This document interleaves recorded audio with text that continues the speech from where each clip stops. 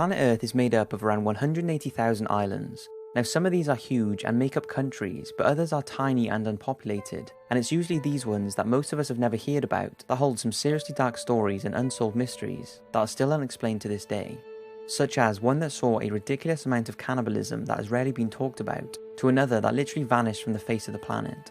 Here are 5 uninhabited islands with mysterious and dark histories. Bouvet Island.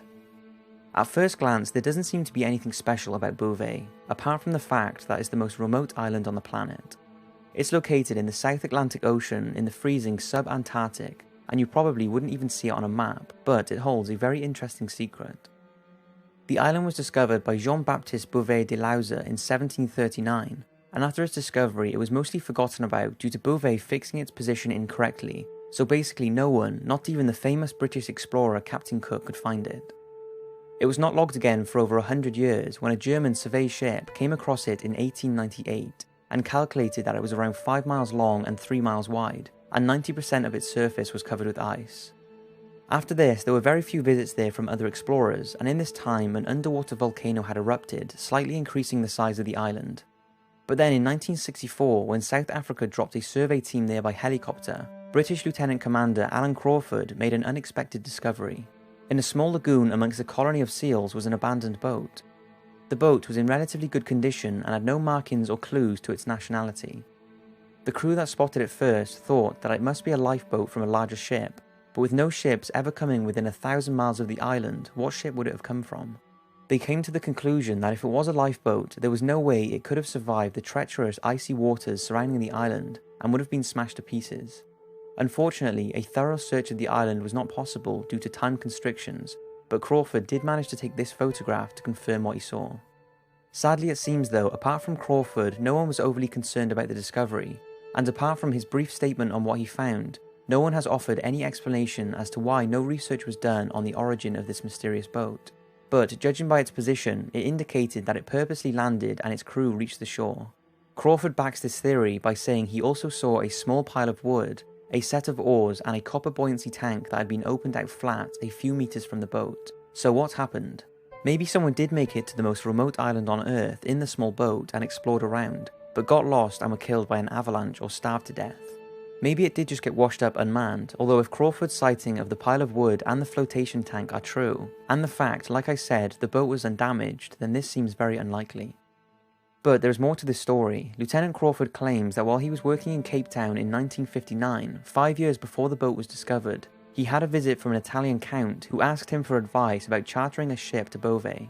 Apparently it was so the respected professor Silvio Zavati could conduct scientific research there. Well, Crawford did what he could to help, but was unable to find a vessel suitable for the harsh water around the island. However, a year later, he received a letter from Professor Zavati claiming he had made it to Bouvet the previous year. But when the Italian count was asked about the trip, he denied it took place and said Zavati was making it up. So, did that trip happen or not? In 1959, the same year the Italian count was asking about making a trip there, a Soviet expedition made it to Bouvet, but they made no mention of the abandoned boat in their journals. Since Bouvet is the most remote island in the world, and very few if any trips are taking place there, we'll always be left with the mystery of that boat. Is it still there? And if so, how did it get there in the first place? Henderson Island. Henderson Island lies in the eastern Pacific Ocean and has been practically untouched due to its lack of fresh water that makes it unsuitable for human habitation. Now, there is some evidence from ancient history that suggests the island was inhabited by a Polynesian settlement, possibly between the 12th and 15th century, but the reason for their disappearance is unknown.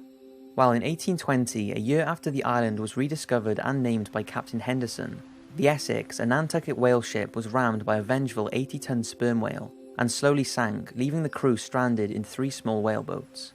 Now, I'm not going into the full story of their cannibalism and their fate because I've talked about it in a previous video and in an article on the site, but the 19 surviving crew found themselves on Henderson Island, and after 16 of them left shortly after, 3 were left to fend for themselves there. When they were finally rescued on the 9th of April 1821, they said they had come across between 6 and 8 human bones on Henderson Island. It's likely they were the remains of shipwrecked mariners who perished due to the lack of water and food. However, this was not the first time skeletons had been found. It was reported in 1851 and 1858 that skeletons were discovered in caves at Henderson. Now, it's unclear if these were the same skeletons as the Essex crew found, but the 1858 discovery definitely was not, because these were 4 perfectly formed human skeletons lying next to each other, with their hands by their side, 3 adults and a child. When a second expedition was sent to the cave, the group ventured further into it and found a mound of coral sand. As they dug into the mound, they unearthed 2 additional skeletons, one with a tuft of hair still attached to its skull. The tuft of hair was the only thing removed, and after examination, it was confirmed as human. The skeletons were not visited again until the US Air Force surveyed the island in 1966, and they were placed in caskets and buried in the cave. In 1991, some were dug up and removed for proper examination, and it was concluded they belonged to prehistoric Polynesians.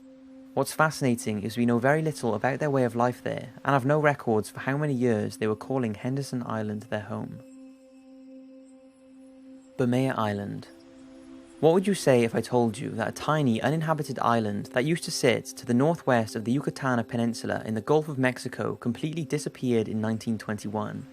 It was featured in an edition of the Geographic Atlas and had very precise coordinates and descriptions, just like any other small island. So what happened? Well, the simplest explanation would be that it was a victim of global warming and rising sea levels. But if this were true, there would still be some remnant of the island left, at least deep underwater.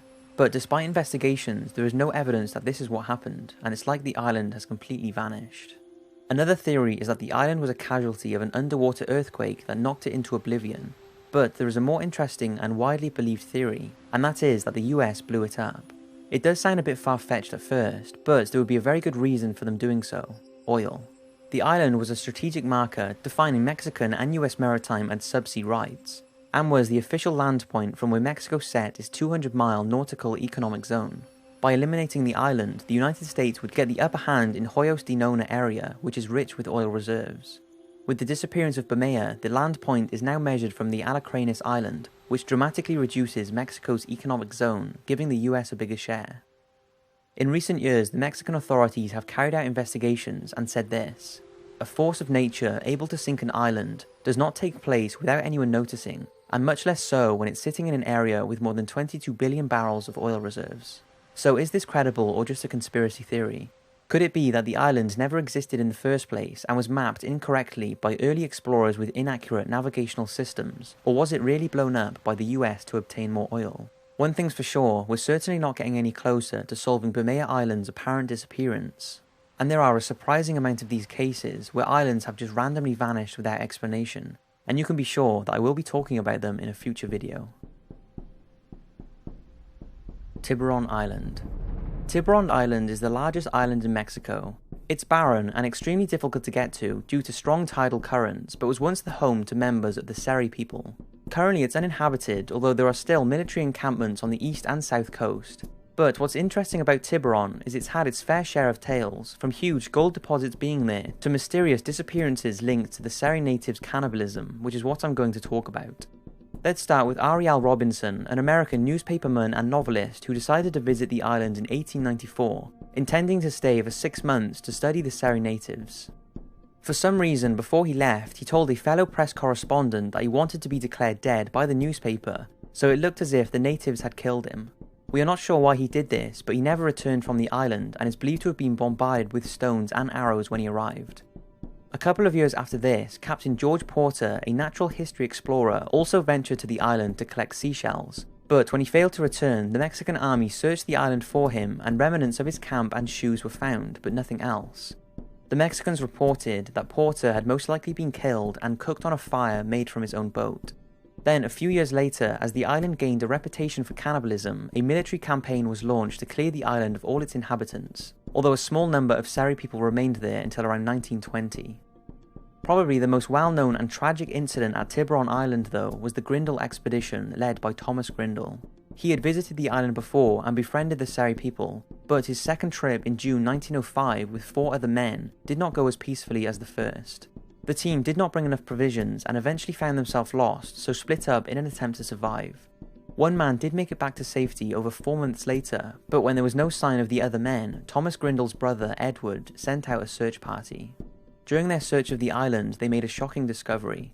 They found white hands that had been nailed to a stake that were surrounded by dance rings and remnants of cameras scattered nearby.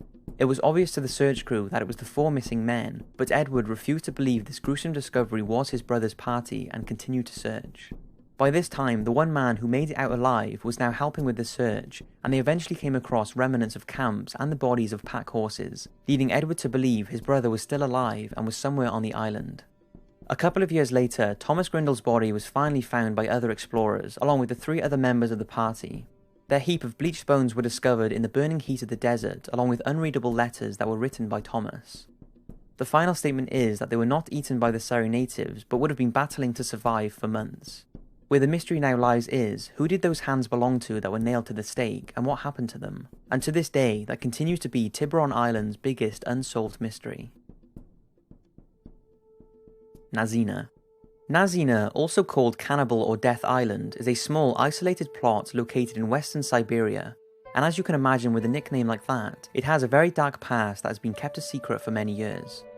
The island's history dates back to 1933, when the then leader of the Soviet Union, Joseph Stalin, longed for a perfect, pure state. He had no time for people who did not fit his perfect image, and he deemed them unfit for his vision for his land. So he came up with the idea of banishing all the people he considered undesirables to an obscure, isolated and uninhabited island, Nazino. After rounding up 25,000 disabled, unemployed and homeless people, they were shipped to Tomska, where 6,200 of them were chosen to start a new life on Nazino Island. They were sent there with no tools, shelter, clothes or food, and the only thing they were given was flour. Before they even reached the island, 27 of them had died during the journey, and a further 300 died the first night, unable to survive the freezing temperatures. The ones that were left attempted to mix their flour with dirty river water, which caused terrible diarrhea and sickness. In desperation, some of them tried to escape on makeshift rafts, but were either gunned down by guards or drowned to death. The island became littered with dead bodies, and reports of cannibalism were rife. The starving masses had no choice but to feast on the dead, ripping out their organs to stay alive, and it wasn't long before people were being murdered to be eaten. The whole experience got out of control, and despite the place being guarded by soldiers, they were powerless to prevent the savagery of the starving people, but still, more were being sent there. Finally, after just a month, the government began to realise the seriousness of the situation and reinforcements were sent in. Dozens were arrested for cannibalism, and in that short time, 4,000 of the original 6,000 or so people were dead. There was no official investigation into what had happened, and it was all kept a secret. It wasn't until 1988 that the truth started to emerge, when a Russian historical civil rights society tracked down suppressed documents about the event, to which nothing was made public until 2002. But even still, we do not know the full story of what happened on that island, and I can't even begin to imagine what it must have been like. It just makes you wonder that if something as barbaric as this took so long to be exposed, what else might have happened over the years that we have yet to find out about. So there's 5 islands with very mysterious and dark pasts. I hope you've enjoyed, and as always, I will see you next week for another video.